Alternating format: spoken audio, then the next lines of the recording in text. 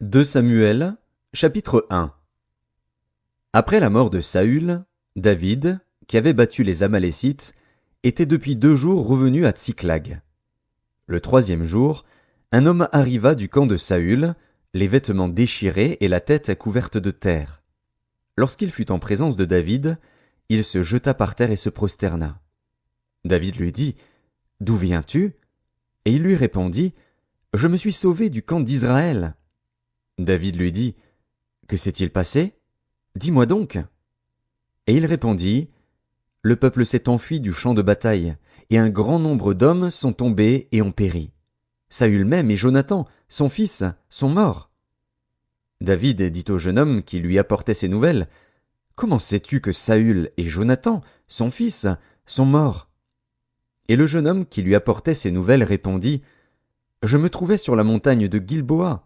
Et voici, Saül s'appuyait sur sa lance, et voici, les chars et les cavaliers étaient près de l'atteindre. S'étant retourné, il m'aperçut et m'appela. Je dis, Me voici. Et il me dit, Qui es-tu? Je lui répondis, Je suis un Amalécite.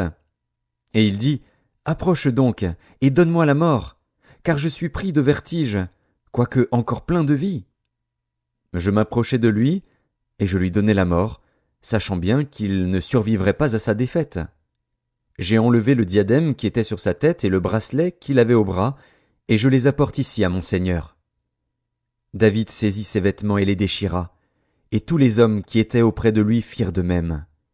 Ils furent dans le deuil, pleurèrent et jeûnèrent jusqu'au soir, à cause de Saül, de Jonathan, son fils, du peuple de l'Éternel, et de la maison d'Israël, parce qu'ils étaient tombés par l'épée.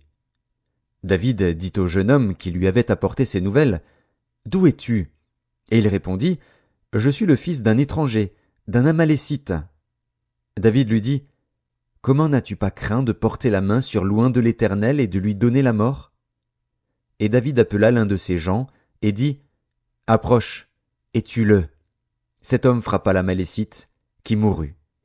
Et David lui dit, que ton sang retombe sur ta tête, car ta bouche a déposé contre toi, puisque tu as dit, j'ai donné la mort à l'oint de l'Éternel.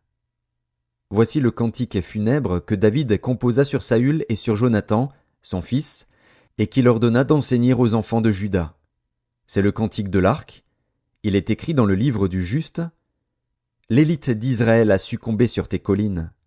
Comment des héros sont-ils tombés?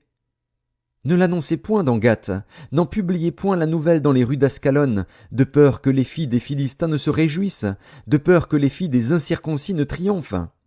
Montagne de Gilboa, qu'il n'y ait sur vous ni rosée ni pluie, ni champs qui donnent des prémices pour les offrandes. Car là ont été jetés les boucliers des héros, le bouclier de Saül. L'huile a cessé de les oindre. Devant le sang des blessés, devant la graisse des plus vaillants, l'arc de Jonathan n'a jamais reculé, et l'épée de Saül ne retournait point à vide. Saül et Jonathan, aimables et chéris pendant leur vie, n'ont point été séparés dans leur mort. Ils étaient plus légers que les aigles, ils étaient plus forts que les lions. Filles d'Israël, pleurez sur Saül, qui vous revêtait magnifiquement de cramoisis, qui mettait des ornements d'or sur vos habits. Comment des héros sont-ils tombés au milieu du combat? Comment Jonathan a-t-il succombé sur tes collines? Je suis dans la douleur à cause de toi, Jonathan, mon frère. Tu faisais tout mon plaisir. Ton amour pour moi était admirable, au-dessus de l'amour des femmes.